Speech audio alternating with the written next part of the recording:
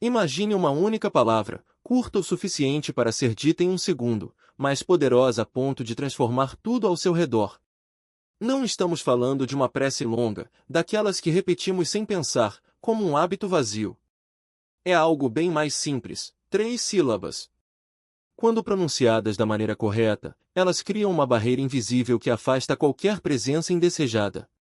Sabe aquela sensação incômoda de estar sendo observado? Aquele arrepio que percorre a espinha quando acorda no meio da noite, com o quarto em silêncio, mas com a certeza de que algo não está certo? Pois é exatamente isso que desaparece. Durante anos, aprendemos que rezar é ajoelhar-se, juntar as mãos, fechar os olhos com força e implorar, como nossos avós faziam, como o padre orientava, como todos ao redor confirmavam ser o caminho certo. A fé, diziam, era a chave. Mas e se o verdadeiro segredo não estiver em pedir, e sim em ativar algo que já existe dentro de nós?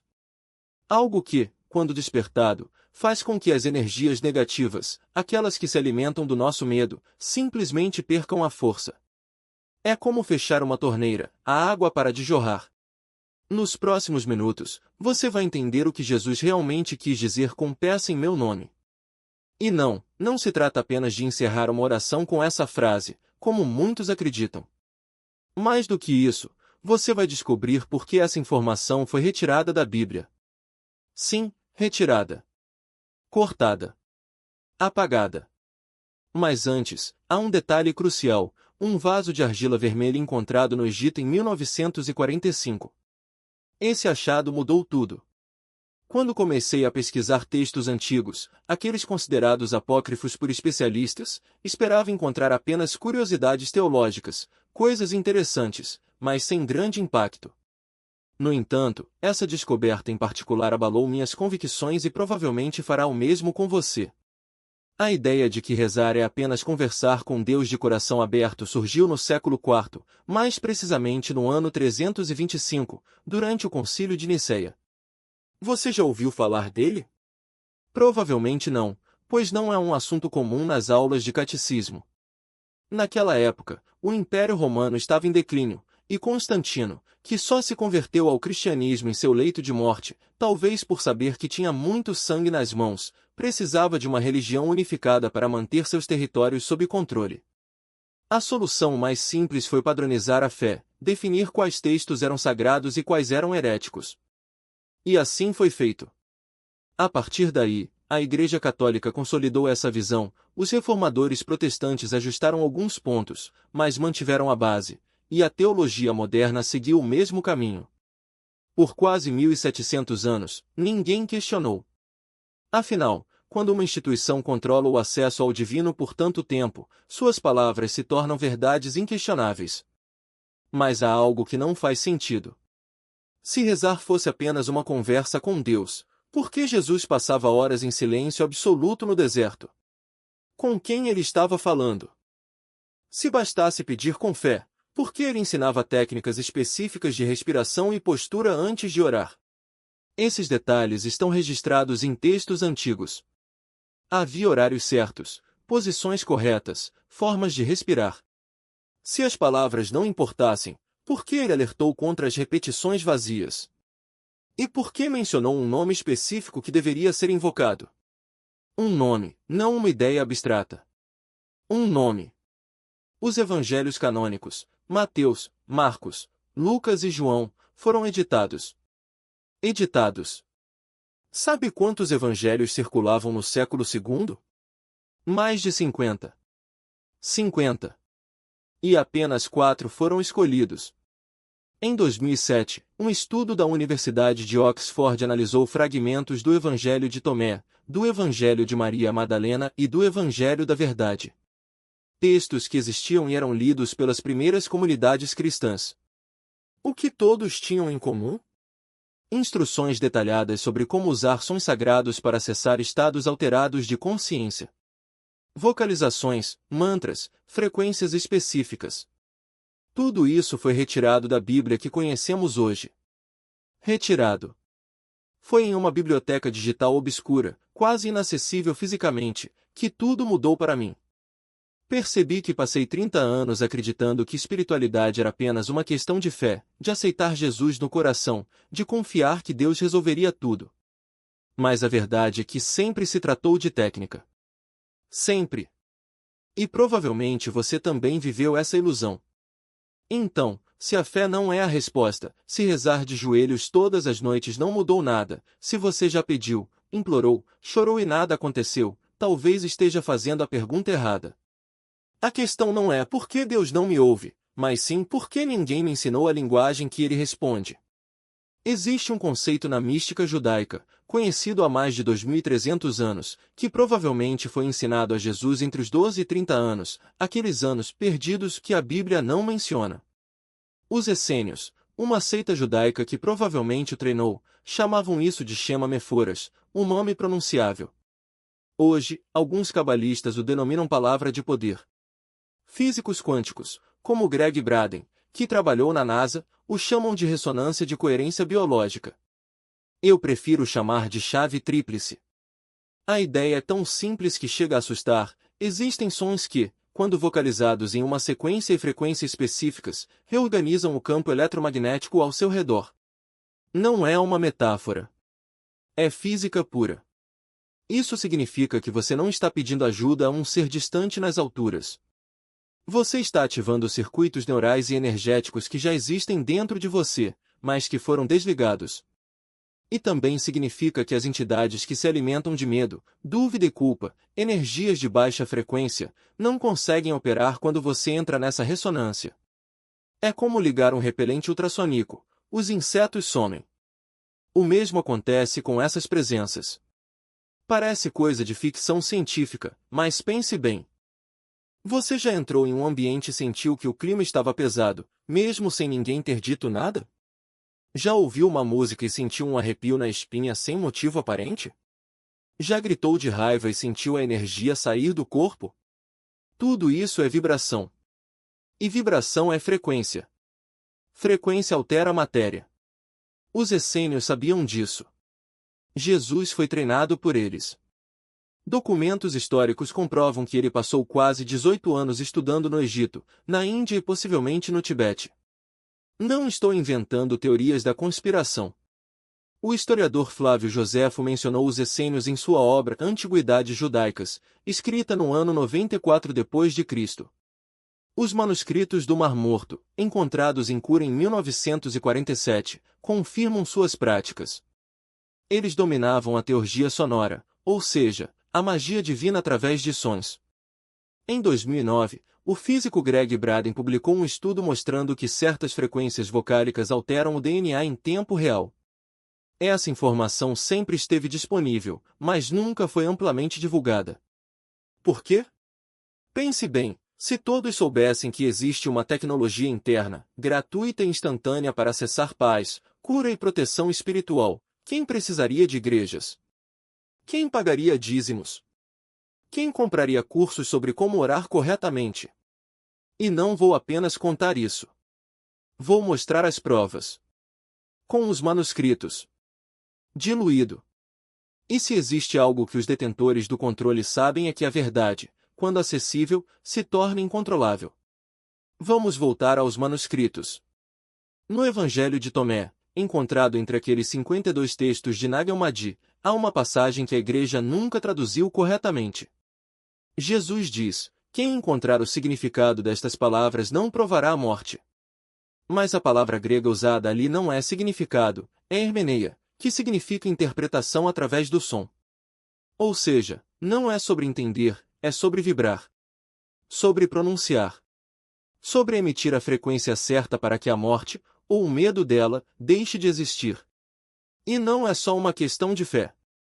Em 2019, pesquisadores da Universidade de Sussex publicaram um estudo na Scientific Reports mostrando que certas sílabas, quando entoadas em sequência específica, ativam o córtex pré-frontal dorsolateral, a região do cérebro responsável pela tomada de decisão e pelo controle emocional.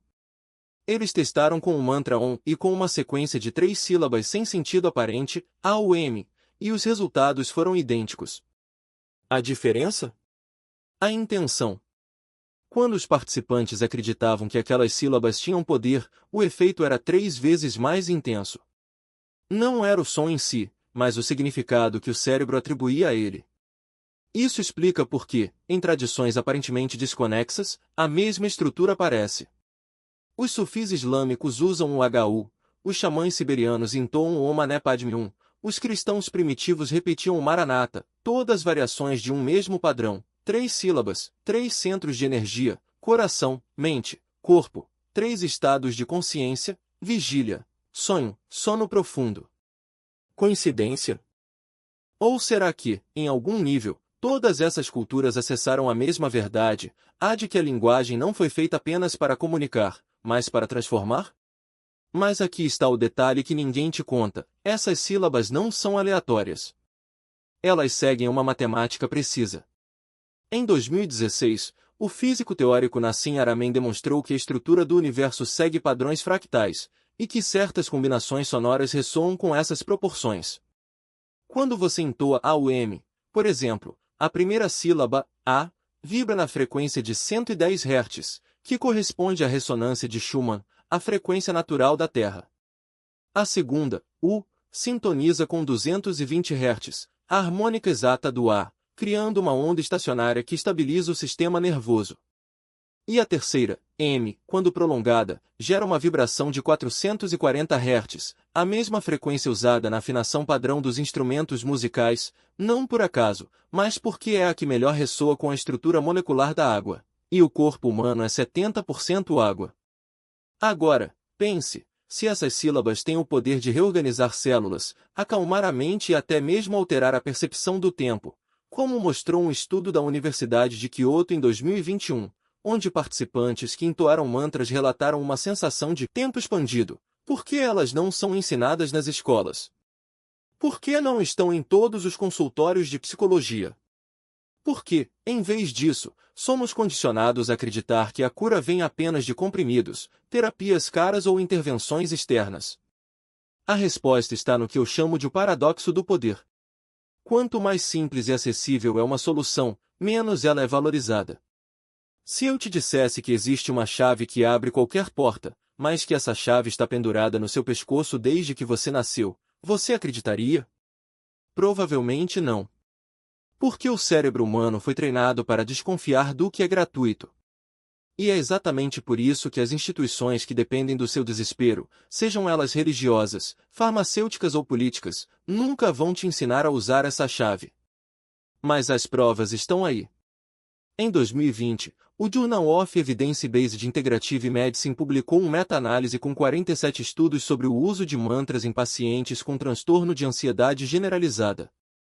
O resultado? Uma redução média de 68% nos sintomas em 8 semanas, sem efeitos colaterais. Em comparação, os antidepressivos mais prescritos no mundo, os ISRSS, têm uma eficácia de 40% a 60%, com uma lista de efeitos adversos que inclui insônia, disfunção sexual e aumento do risco de suicídio em jovens. E não é só sobre doenças. Em 2018, a NASA conduziu um experimento com astronautas da Estação Espacial Internacional. Eles foram treinados para usar uma técnica de vocalização específica antes de dormir. O objetivo? Reduzir o estresse em ambientes de confinamento extremo. O resultado? Os astronautas que praticaram relataram uma melhora de 72% na qualidade do sono e uma redução de 50% nos níveis de cortisol. A técnica? 3 sílabas, repetidas em um padrão rítmico. Então, por que você nunca ouviu falar disso? Porque o conhecimento que liberta também ameaça. Imagine um mundo onde as pessoas não precisam de remédios para dormir, de terapeutas para se acalmarem, de igrejas para se sentirem salvas. Imagine um mundo onde cada indivíduo tem acesso ao seu próprio poder de cura, sem intermediários, sem custos, sem dogmas. Esse mundo já existe. Ele está dentro de você. A única coisa que falta é você pronunciar as palavras certas. E elas são mais simples do que você imagina. Dividida pelo diâmetro do Sol. É o número de pétalas do chakra coronário. É o ciclo da respiração humana em condições ideais. E, mais importante, É o número que ativa a ressonância harmônica no corpo. Não precisa contar na cabeça. Use um japamala, aquele colar de contas usado em meditações, ou simplesmente marque com os dedos. Cada repetição, uma conta. Quando chegar a 108, você vai sentir. Não é fé. É física. Agora, o que acontece quando você pronuncia essas 3 sílabas? A primeira, AB, ativa o plexo solar, o centro da vontade e do poder pessoal. É a frequência que dissolve o medo, a insegurança, a sensação de impotência. A segunda, U, ressoa no coração, abrindo o fluxo do amor incondicional, da compaixão, da conexão com tudo que existe. E a terceira, AN, vibra no terceiro olho e no coronário, despertando a intuição, a clareza mental e a ligação com o divino, seja lá como você o chame. Mas aqui está o detalhe que ninguém te conta, não é só a palavra. É a intenção. Você não está recitando um feitiço. Você está sintonizando uma frequência. Imagine um rádio. Você pode girar o dial até encontrar a estação certa, mas se não ajustar a antena, o som vai sair distorcido. A sua intenção é a antena. Antes de começar, pergunte a si mesmo: o que eu quero ativar? Paz? Cura? Proteção? Clareza? Não precisa gritar. Não precisa acreditar. Basta querer, com a mesma naturalidade com que você respira. E então, vem o silêncio. Depois das 108 repetições, fique parado. Não abra os olhos. Não se mexa. Apenas observe. O que você sente? Um formigamento na pele? Uma pressão suave na testa? Um calor no peito? Ou talvez nada, e está tudo bem. O importante é que, pela primeira vez, você parou de buscar fora e começou a ouvir dentro. Esse é o momento em que o véu se levanta. Não porque um guru disse, não porque um livro prometeu, mas porque você experimentou.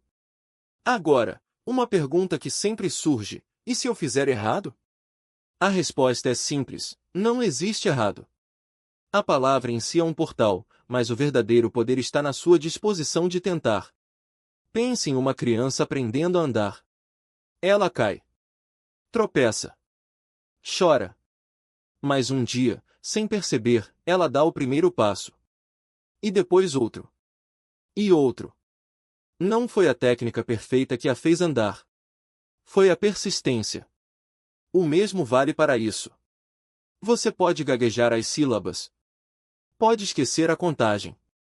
Pode até rir no meio do processo. Não importa. O que importa é que você começou.